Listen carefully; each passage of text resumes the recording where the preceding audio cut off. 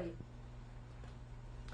Today is June 4th, 1997. The survivor is Michael Marble, last name at birth, Mermelstein. Interviewer Bonnie Slavin, City, Hallandale, country, the United States of America. The language is English. This is tape 1. Today is June 4th, 1997. My name is Bonnie Slavin, S-L-A-V-I-N.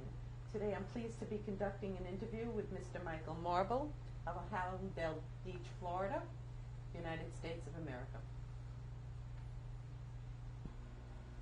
What is your name? Michael Marble. How do you spell it? M-A-R-B-L-E. What was your name at birth? Mark Mermelstein. How do you Moishe spell it? Mermelstein. That's How do you spell it? M-E-R-M-E-L-S-T-E-I-N. Did you have any other names? No. Where were you born? In Czechoslovakia then, yeah. And in which city? Seredne. Could you spell it, please? S-C-R-E-D-N-E. When were you born? June 20th and 15. And how old are you now? 82. I'll be 82 next month. Okay. Wait a minute, this month, on the 20th. Okay. Mr. Marble, describe your family before the war. My family, there was a good family, Balbatish they call it, but they were poor.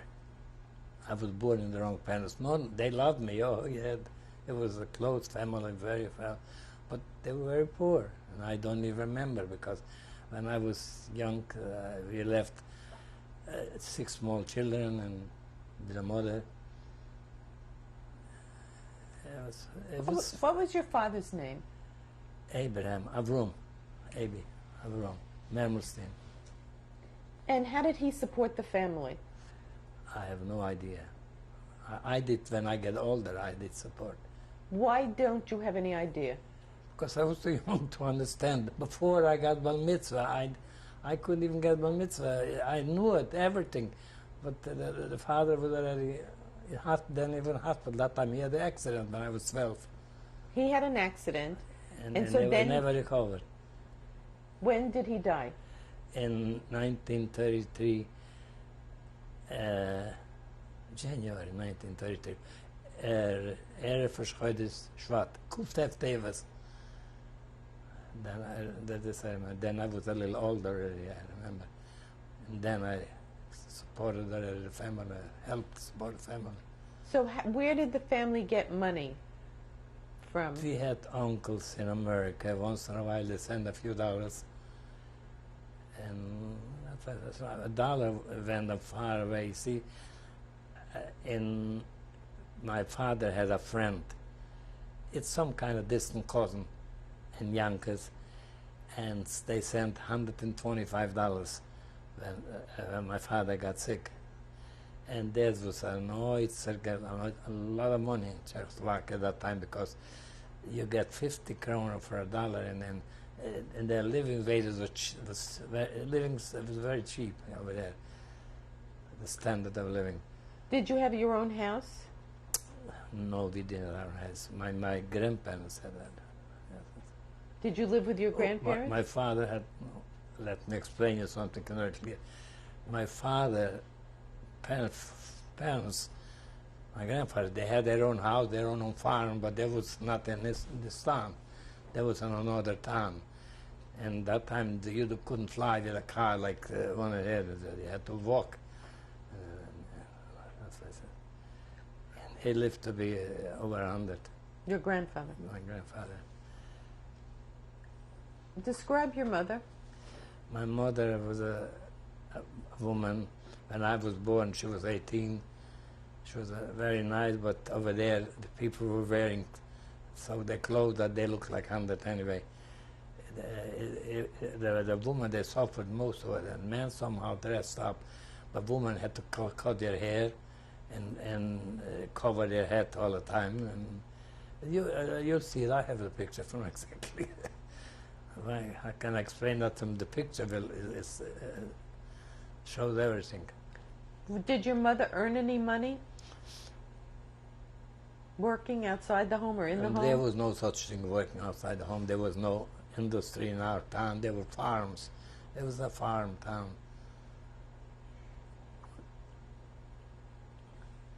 Did your mother have any special interests? Did she teach the children? What did she do? She raised the children. She was a good mother. She loved us, but she was crying. So a lot of time we ate what we ate anyway, but she sometimes didn't left for her to eat. Yeah, it wasn't easy. I happened to be born in with the right people, but the poor people. How many children were there? 6. Were you the oldest? I'm the oldest, yes. And who came after you? Albert, Elia in Yiddish. And who else? And then, but then after Elia came a girl, but she died as a kid, as a baby. And who else? And then a girl came, another girl. We saw the picture over there. What was her name her was name? Hadas Tova. And who else? And then Sam Shmuel, one brother Shmuel, and then another brother Yitzchak, and he's in Israel. And then Zev, Wolf, Wilhelm, he never came back. Describe your education. Oh, education, there was actually, that's only thing what I had is education. Because I don't know, it was good then, but I don't know if it's good now. But 5 o'clock in the morning, I had to be in Haida. Summer and winter, 5 o'clock in the morning, and not by electric, by kerosene lamp. And we may have to make a fire from wood. If we were lucky, the wood was dry, it caught the fire fast. But if the wood was wet, they was full of smoke and stuff. And the teacher, the rabbi, he slept in the same room when we were teaching there. There was only one room.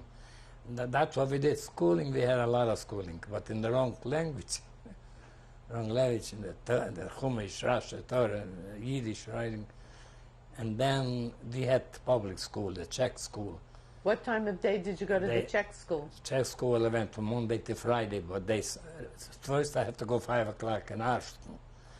And then 7 o'clock they let us go to Shul Davin. And then from 7:30 to 8, they went home for breakfast, if we had breakfast. But 8 o'clock we had to be back in public school, and we were there till 1 o'clock. And in public school, what kind of subjects did you learn? There was a Czech, a regular public school in the government language, Czech, Slavish. Did you have any favorite subjects? Oh, I was always in how do you call it, geography and politics. This is always my. I knew the whole country, the setup of the country, and the government. Yeah, I was very good on that. What other things did you like to do? Did you have time to do There's other no things? such thing. We didn't like to do anything. We went to school 7 days a week, from 5 o'clock in the morning to 7 o'clock night, and even Saturday. What's happened to me? Wait. Yeah, I don't know what's happened.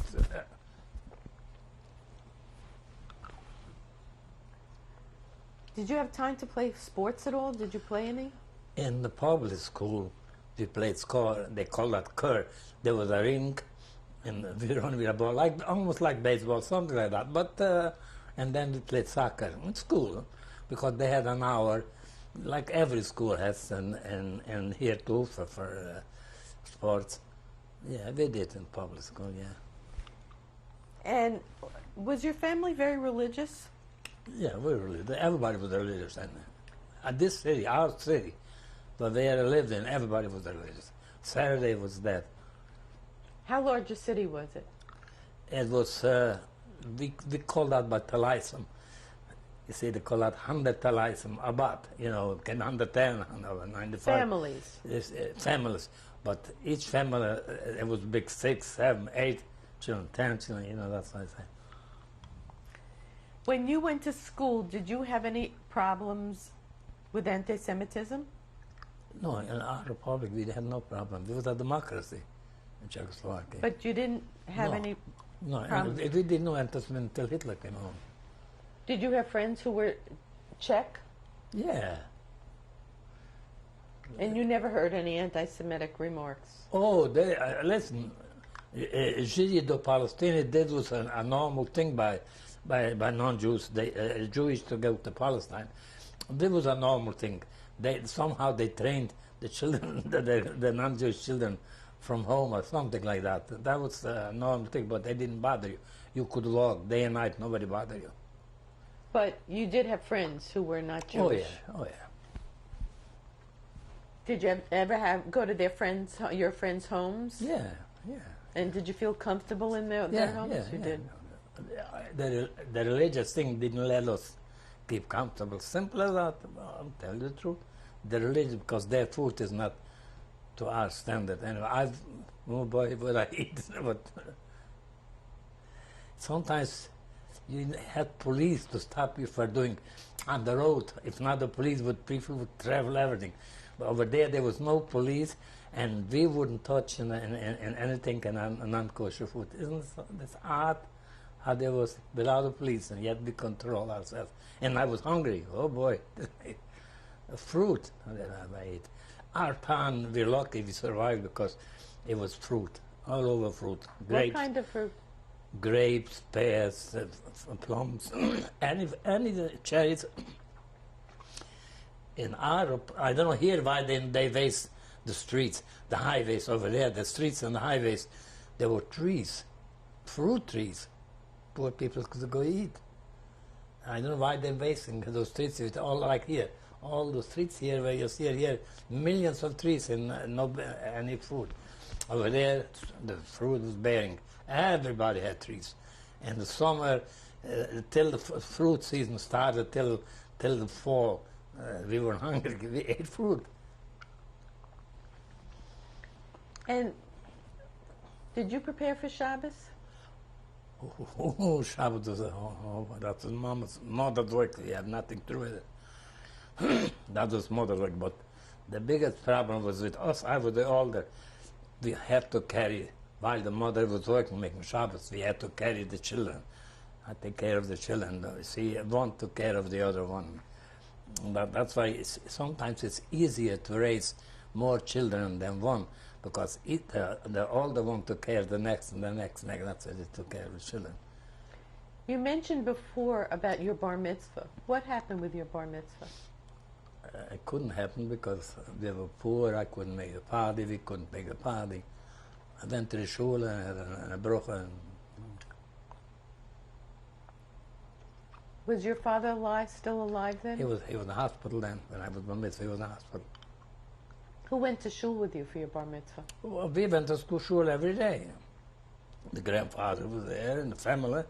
But shul, everybody went to shul. There was no such thing.